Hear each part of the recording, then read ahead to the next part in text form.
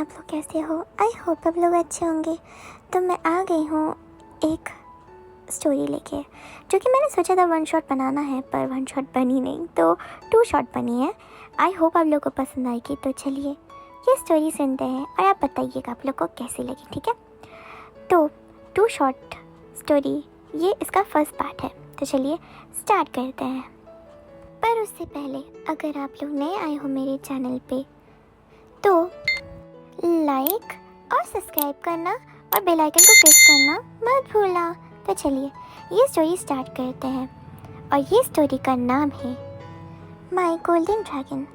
तो चलिए ये टू शॉर्ट स्टोरी स्टार्ट करते हैं, जिसका फर्स्ट पार्ट मैं एक्सप्लेन कर रही हूँ। एक ब्यूटीफुल सा गांव, जहाँ पर सब कुछ खुशहाली भरा था, जहाँ पर पेड़ पौधे सब कुछ जैसे कि हेवन से कम नहीं था। वहाँ के गांव वाले सब अच्छे थे और वो गांव का नाम था लोटस। वो लोटस जो कि खिलता है, कभी मुरझाता नहीं है। जो भी आता है उनके लाइफ में भी प्यार, वेल्थ डाल देता है। और उसी गांव के मुखिया का नाम था जांग फेमियान। जांग फेमियान बहुत रिच नहीं थे, पर वो उस गांव के मुखिया थे। वो कल्टीवेशन वर्ल्ड था, जहाँ पर हेवन और गॉड्स को सब मानते थे। कोई रॉयल्टी नहीं थी। हाँ, बहुत सारे किंगडम्स थे, पर कल्टीवेशन और मैजिक, इस पे ऊपर ही सब लोग विश्वास करते थे।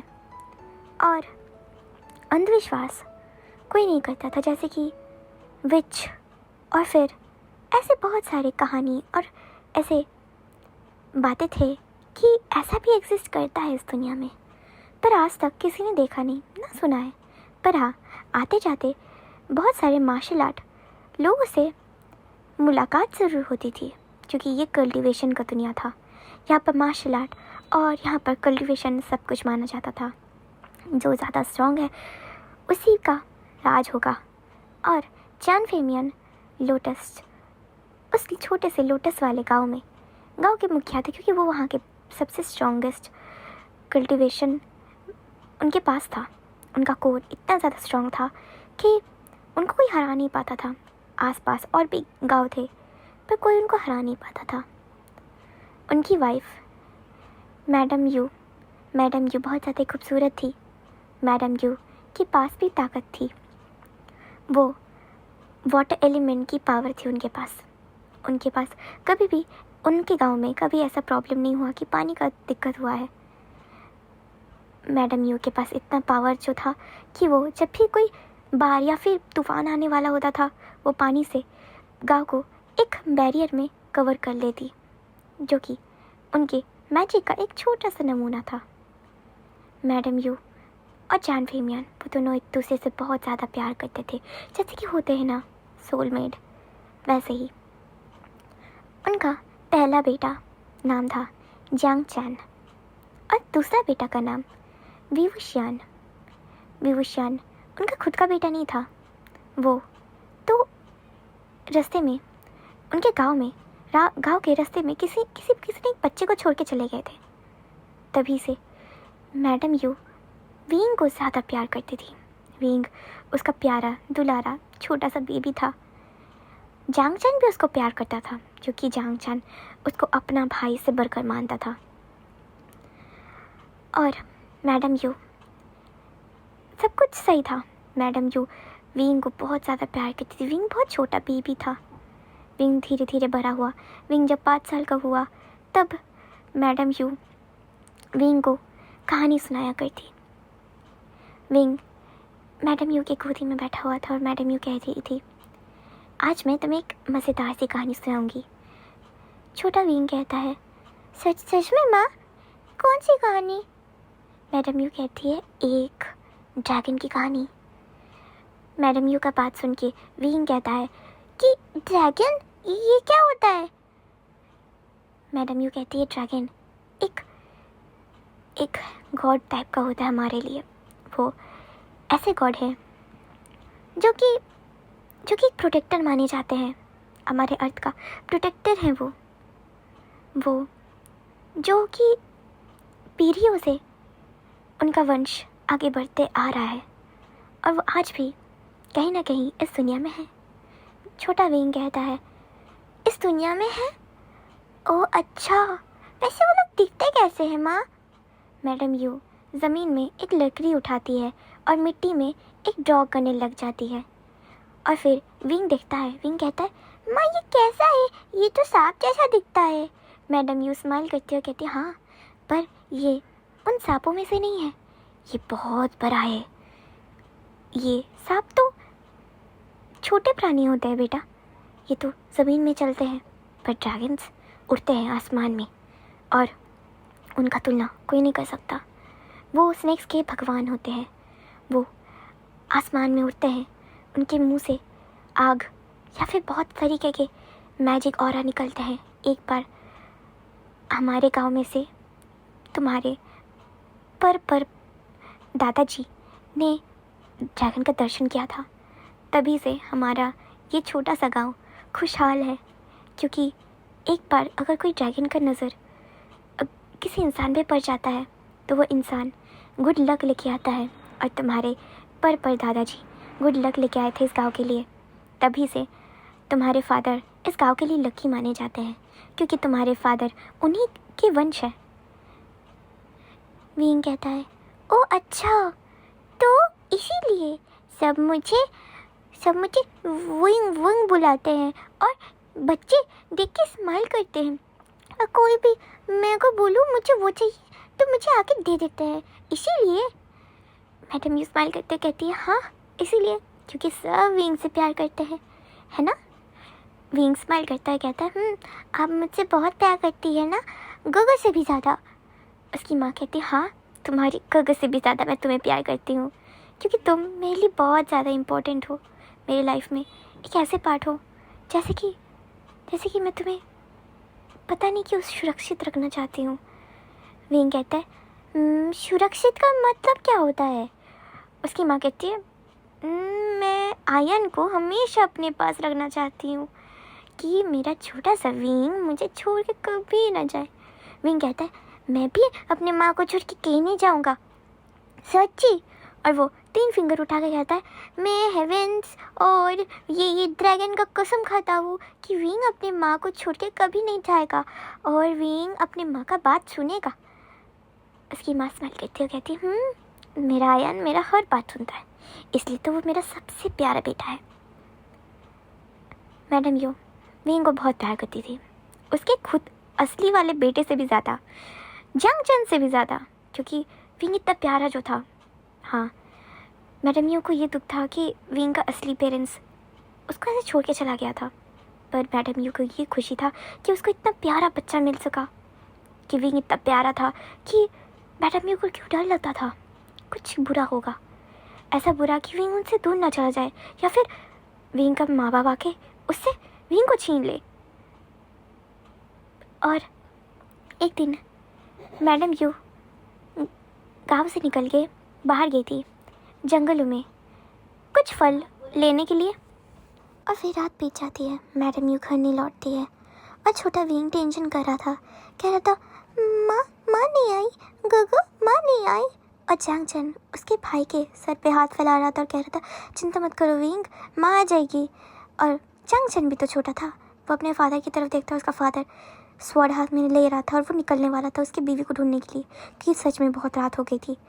और तब कुछ वहाँ पर लोग भी थे गांव के, जो मुखिया के साथ बाहर निकलने वाले थे। और जब जान फेमियन निकल जाते कुछ लोग के साथ बाहर, गांव के बाहर जंगल भरा हुआ था, जंगलों में जांग फेमियन चिल्ला रहे थे, यू कहाँ हो तुम? और फिर कुछ देर बाद उनको मैडम यू मिल जाती है, जो कि अधमरी हालत में पॉन्ड के पास लेटी हुई थी। वो जगी हुई थी पर बहुत ज़्यादा ही उनका तबीयत ख़राब लग रहा था। और मैडम यू फाइनली जब देखती है उसकी हस्बैंड आ गया है, तो वो हस्बैंड को टाइटली पकड़ लेती है, कहती है, दर्द हो रहा है हस्बैंड, वो मैं। और फिर वो बेहोश हो जाती है, उनके पैर नील पड़ गए थे। और फिर उसके हस्बैंड जांग फेमियन वो मैडम यू को गोदी में उठाते हैं और घर ले आते हैं। छोटा विंग और जांगचन देख के शॉक्ड हो गया था उसकी मॉम का हालत, और विंग को तो कुछ दिखाई नहीं दे रहा था, क्योंकि जांग चन बार बार विंग का आइस ब्लॉक कर रहा था क्योंकि जांग चन दिखाना नहीं चाहता था कि मैडम क्यों बार बार उल्टियाँ कर रही है और वो भी खून की। जांग चन विंग को बोल रहा था कोई नहीं माँ थोड़ी बीमार है, माँ ठीक हो जाएगी। विंग कहता अरे देखने दो गगा, क्या माँ के पास जाना है। और जांग चन विंग को संभाल रहा था, विंग छोटा था। और फिर जब सुबह होती है तब मैडम ये अपना दम तोड़ देती है। बहुत कोशिश किया उन गाँव वालों ने, उन गाँव वालों के जो हीलर थे उन्होंने भी बहुत कोशिश किया, पर उन्होंने मैडम यू को बचा नहीं पाए। और जांग फेमियन जो कि पूरे टूट गए थे क्योंकि जो जहर मैडम यू के बॉडी में था वो उसका एंटीडोट नहीं निकला हुआ था क्योंकि वो एक छोटा गांव था और वहाँ पर ऐसा कोई एंटीडोट नहीं था। बड़े बड़े हीलर भी नहीं थे वहाँ, एक नॉर्मल हीलर था जो कि बहुत दम लगा के कोशिश किया मैडम यू को बचाने के लिए, मुखिया की बीवी को बचाने के, पर वो नहीं कर पाए और मैडम यू अपना दम तोड़ देती है। ऐसे ही एक मंथ बीत जाता है और फाइनली जो उस गाँव के जो एल्डर्स थे, जैसे कि जिनका उम्र हो गया, तो वो लोग जांग फेमियन को बोल रहे थे कि एक शादी कर लो क्योंकि तुम्हारे 2 बच्चे भी छोटे हैं और उनके लाइफ में एक माँ का सदमा वो लोग ऐसे ले नहीं पाएंगे। उनके लाइफ में कोई माँ चाहिए जो उन लोग को पाल सके, पोस सके, प्यार कर सके। वो लोग अभी छोटे हैं, तुम अपने बच्चे के बारे में सोचो क्योंकि हमारे किंगडम, हमारे छोटे से गांव के बारे में सोचो। तुम्हारे इस फ्यूचर में यही अच्छा होगा कि तुम एक शादी कर लो। जान फेमियन बहुत ज़्यादा इम्पोर्टेंट विचारों में पड़े हुए थे कि क्या करना चाहिए उनको। फिर एक दिन जब बहुत ज़ोर से बारिश हो रहा था, उनको दूर जंगलों में से किसी लड़की का रोने का आवाज़ आता है। जान फेमियन को समझ नहीं आता। जान फेमियन उठता है और वो एक छोटा सा लकड़ी का छतरी लेके बाहर निकल जाता है। उनको पता नहीं क्या हो रहा था। छोटे छोटे विंग और जांग चन वो दोनों सो रहे थे और जान फेमियन बाहर चला गया था।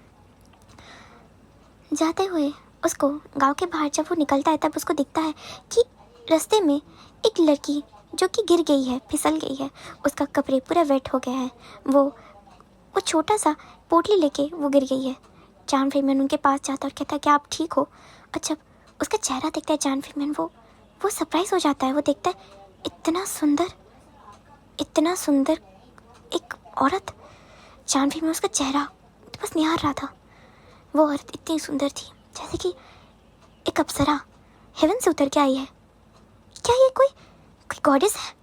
जान फेमियन देख ही रहा था। तभी वो लड़की टीयरी आइज से और एक सेडेक्टिव एक वे से जान फेमियन की तरफ देखता और कहता है मुझे चोट लग गई, मैं भीग भी रही हूँ, क्या आप मेरी मदद कर सकते हैं? जान फेमियन एक ही बारी में हाँ बोल देता है और उसको घर ले आता है। दूसरे दिन जब विंग का आँख खुलता है, विंग अपने बिस्तर से उतरता है और गगा को उठाने का कोशिश करता है, पर गगा सो रहा था उसका। विंग जब उसके कमरे से पर निकलता है तब दिखता है एक औरत जो कि बेयरली कोई कपड़े ढंग से पहनी है। वो एक नॉर्मल से रोप को अपने वेस्ट में गराई हुई थी और चेस्ट में रैप की हुई थी। वो औरत जो किचन में खड़ी हुई थी और कुछ बनाने की कोशिश कर रही थी। वो औरत जब विंग की तरफ देखती है वो एक स्माइल करती हुई कहती है, हेलो नन्हे बच्चे, तुम्हारा नाम क्या है? विंग थोड़ा अजीब फील करता है। उस औरत का गेज और उसका स्मेल विंग को एकदम पसंद नहीं आया था। और पता नहीं क्यों वो औरत थी कौन जो उसके घर में थी? कौन थी वो लड़की? विंग छोटा था, विंग को समझ नहीं आ रही थी। विंग के पीछे से ही जांग चन आता और कहता है, विंग कहाँ चले गए? और फिर वो जांग चन भी उस तरफ देखता है और वो भी शॉक्ड हो गया था। एक औरत, एक लड़की, ये लड़की कौन है? जांग चन देख ही रहा था। तभी वो लड़की, सुंदर सी लड़की, उन लोग के सामने आती है और नील डाउन होकर कहती है, तुम दोनों का नाम क्या है? बताओ क्या है तुम दोनों का नाम? पर विंग ना कुछ बोला और ना जांग चन ने कुछ बोला। और तभी पीछे से जान फेमियन पीछे से आते हैं और कहते हैं, ये 2 मेरे बच्चे हैं। इसका नाम, ये छोटे वाले का नाम विंग है और मेरे बड़े बेटे का नाम जांग चन है। और वो लड़की स्माइल करती है, विंग की तरफ देखती है और फिर जान चान के फेस पे उसका आइस ठहर जाता है। वो औरत जान चान की तरफ देखती है और एक स्माइल करते कहती है, तुमसे मिलकर अच्छा लगा। और फिर वो दोनों की तरफ देखती है और कहती है, आपके बच्चे तो बहुत ज़्यादा ही प्यारे हैं। और फिर उठ जाती है। और फिर विंग और जान चान को अच्छी नहीं लगी थी वो लड़की। और तभी चांग फेमियन स्माइल करता है, कहता है, मेरे बच्चे बहुत ज़्यादा प्यारे हैं, और स्पेशली मेरा छोटा बेटा विंग, मेरी बीवी को वो बहुत ज़्यादा ही प्यारा था, वो हमारा लाडला है। वो यंग लड़की विंग की तरफ देखते कहती है, बहुत ज़्यादा प्यारा है, देख के लगता है तो नटखट भी होगा। चांग चन गुस्से में कहता है, नहीं, मेरा भाई नटखट नहीं है, वो ओबीडियंट है, मेरा हर बात सुनता है। और तुम हो कौन जो मेरे भाई के बारे में ऐसी बातें बोल रही हो? हमें कि तुम जानती हो? हाँ, हम तो तुम्हें नहीं जानते, तुम हमारे घर में क्या कर रही हो? तभी जांग चन का बात सुन के उसके फादर कहते हैं, चांग फेमियन, चांग, ये कोई लड़की नहीं है, अब से ये हमारे साथ ही रहेगी। चांग चन आइज रेस करके कहते, क्या क्या मतलब है फादर इसका? ये हमारे साथ क्यों रहेगी? तभी जांग चन का फादर थोड़ा हेजिटेट करता है और कहता है, क्योंकि मैं इससे शादी करने वाला हूँ। चांग। विंग कहता है, शादी? इसका क्या मतलब होता है? तभी चांग फेमियन कहता है, शादी का मतलब ये होता है विंग, ये लड़की अब से तुम्हारी माँ बनने वाली है। विंग कहता है, नहीं, मुझे ये नहीं चाहिए, मेरी तो एक ही माँ है। तभी चांग भी कहता है, नहीं फादर, ये क्या बोल रहे हैं आप, हमारी एक ही माँ है। हम किसी को अपने आप को हम लोग मुंह से माँ नहीं बोल पाएंगे, क्योंकि हमारी एक ही माँ है, जो कि पहले जो थी वो अभी भी है। हम किसी और को अपनी माँ नहीं बनाएंगे फादर। चांग बहुत सीरियसली बोल रहा था और विंग का हाथ पकड़ रहा था। विंग भी कह रहा था, हम नहीं मानेंगे। विंग भी हाँ हाँ बोल रहा था। वो लड़की एक पिटीफुल एक्ट करती हुई कहती, मेरी गलती है, मुझे यहाँ नहीं आना चाहिए था, मुझे माफ़ कर दो। मैं तो नादान हूँ, मैं सोची कि मुझे एक फैमिली मिल जाएगा, मुझे यहाँ से जाना चाहिए। तभी चांग फेमियन उनका हाथ पकड़ लेते कहते, तुम कहीं नहीं जा रही, तुम यहीं पर रहोगी, क्योंकि तुम डिज़र्व करती हो एक फैमिली, और मैं तुम्हें वो फैमिली दूंगा। और मेरी तरफ देखो। वो लड़की चांग फेमियन की तरफ देखती है, उसके आइज़ में टीयर्स था। चांग फेमियन कहता है, मैं हूँ तुम्हारा फैमिली, और ये बच्चे हैं, अभी समझ नहीं पा रहे, पर बाद में समझ जाएंगे, और मैं तुमसे कल ही शादी करूँगा, तुम रो मत। चांग चैन और विभूषण शॉक था। विभूषण कुछ कहता नहीं है, विभूषण रोने लग जाता है। और तभी चांग चैन विंग को पकड़ लेता और कहता है, मत रो विंग, मैं यहाँ हूँ। और वो विंग को लेके रूम के अंदर चला जाता है। विंग कहता है, हमारी माँ कोई और कैसे बन सकती है? हमारी माँ तो एक ही है ना? तभी चांग चैन कहता है, हाँ, मेरे और तुम्हारे लिए हमारी माँ एक ही है, और हमारी माँ का जगह कोई और औरत नहीं ले सकता। विंग, चिंता मत करो, मैं हूँ यहाँ, मैं तुम्हारा बहुत ध्यान रखूँगा, चिंता मत करो तुम मेरे भाई हो, चिंता मत करो। विंग स्माइल करो, देखो मैं तुम्हारे लिए तांगुलू लाऊंगा। विंग स्माइल करता है, कहता है, तांगुलू, पर फादर। तभी विंग का माउथ बंद करके जांग चैन कहता है, फादर अभी नहीं समझ पा रहे हैं, पर फादर बाद में समझ जाएंगे, जब हम उस औरत को पसंद नहीं करेंगे, हम लोग उसके साथ बात नहीं करेंगे, और जब फादर समझेंगे तब फादर उस औरत को छोड़ देंगे। विंग अपना सर हिलाता है। सीन शिफ्ट होता है और ऐसे ही कुछ दिन बीत जाते हैं, पर विंग नोटिस करता है कि फादर तो कुछ बिहेव ही नहीं कर रहे, जैसे कि उनको कोई परी ही नहीं है कि हमारे फीलिंग्स को लेके। उन्होंने तो शादी भी कर लिया उस औरत से, और फिर वो वेट कर रहा था। फिर ऐसे ही एक दिन विंग बात नहीं करता है उस औरत से। वो औरत विंग को खाना दे रही थी, और तब विंग ऐसे मुंह घुमा रहा था कि उसको नहीं पसंद, जो खाना विंग को नहीं पसंद था वही खाना वो औरत बनाती थी। और पर जांग चैन के लिए वो औरत स्पेशली अच्छी डिशेस बनाती थी। जांग चैन तो खाता था, पर वो भी मुंह बनाता था। पर कुछ दिनों बाद विंग जब ऐसे हरकतें कर रहा था, वो खा नहीं रहा था, तब वो औरत अचानक से रोने लग जाती है। वो कहती है, मैंने तुम्हारे साथ क्या किया है बेटा? मैं तो तुम्हें हमेशा कोशिश करती हूँ कि तुम खुश रहो। देखो, मैं तुम्हारे भाई को भी बहुत अच्छा अच्छा खाना खिलाती हूँ, पर तुम जैसे कि तुम मानना ही नहीं चाहते मैं तुम्हारी माँ हूँ। विंग पाउट करता कहता है, नहीं मानना चाहता, तुम मेरी माँ नहीं हो। और तभी चांग चंग उठता है अपने चेयर से, कहता है, विंग ये कैसी हरकतें हैं? खा लो अपना खाना चुप से। विंग अजीब से ऐसे आइस से चांग चंग की चेहरे की तरफ देखता, कहते आप? तभी चांग चंग कहते हैं, विंग समझ नहीं आ रही? खाने के टाइम बात नहीं करते हैं, और खाओ। माँ ने इतने अच्छे से बनाया, प्यार से बनाया, तुम ऐसे ही ठुकरा रहे हो। खाओ खाना। विंग अजीब से देखता है और फिर विंग नोटिस करता है कि ये तो उसका गगा है ही नहीं, जैसे उसका गगा बदल गया है। विंग उसके फादर की तरफ देखता है, फिर उसके गगा की तरफ, और विंग अभी 10 साल का हो गया था। विंग अपना आइस पोंछता है। विंग कहता है, मुझे नहीं खाना, और विंग उठ जाता है। चांग चंग कहता है, विंग खाने की टेबल पे आओ, पर विंग नहीं आता। विंग भाग के चला जाता है, और वो औरत एक पिटीफुल वाली एक्ट करती है कि उसको बहुत दुख लगा कि विंग नहीं आया। चांग चंग कहता है, माँ आप चिंता मत करिए, आप खाना खाइए। वो औरत स्माइल करती है, चांग चंग की तरफ देखती है, और चांग फेमियान भी कहती है, खा लो, वो बच्चा है, वो बाद में आके खा लेगा, अगर उसको भूख लगेगा तो वो खा लेगा। वो औरत स्माइल करती है, कहती है, हाँ। विंग रो रहा था अपने रूम में, उसको कुछ समझ नहीं आ रही थी। ऐसे ही दिन बीत रहे थे, और जैसे कि जो प्यार अटेंशन उसको मिलता था वो उससे दूर होते जा रहा था, उसका गगा भी उससे दूर होते जा रहा था। ऐसे ही उसको इग्नोर करने लग गया था उसका गगा। क्या हो गया था उसकी फैमिली को? विंग कुछ समझ नहीं आ रहा था। विंग कोशिश करता था उसके फादर से बात करे, उसके गगा से बात करे, पर सब लोग उससे डिस्टेंस हो गए थे। और जब वो 15 साल का हुआ, तब जैसे कि उसके बर्थडे पे उसको कोई गिफ्ट ही नहीं देता था। वो एक पुराने कपड़े रिपीट करके पहनता था। वो जो कमरे में उसके गगा के साथ सोता था, वो कमरा भी अभी खाली हो गया था। उसका गगा कोई दूसरे कमरे में सोता था। विंग अकेले रहता था। वो कमरा साफ नहीं होता था, कुछ नहीं होता था। उसको जो बच्चे पहले अटेंशन देते थे, सब अटेंशन उससे दूर हो गया था। वो तो बस प्यार चाहता था। जब से ये औरत आई थी, तब से उसका प्यार उससे दूर हो गया था। क्यों इसको ऐसा हुआ? उसके साथ ऐसा क्यों हुआ?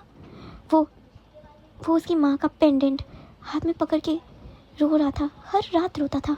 पर काश उसकी माँ यहाँ आ जाती और उसको कस के गले लगा लेती और कहती, विंग मैं तो यहाँ हूँ। पर नहीं, उसकी माँ नहीं आने वाली थी। विंग अकेला था, और एक दिन विंग बच्चों को खेलते हुए देख रहा था। वो देख ही रहा था, तभी उसको पता नहीं उसके आइज़ में एक चमकदार चीज़ आके गिरी। उसको समझ नहीं आ रहा था ये क्या था।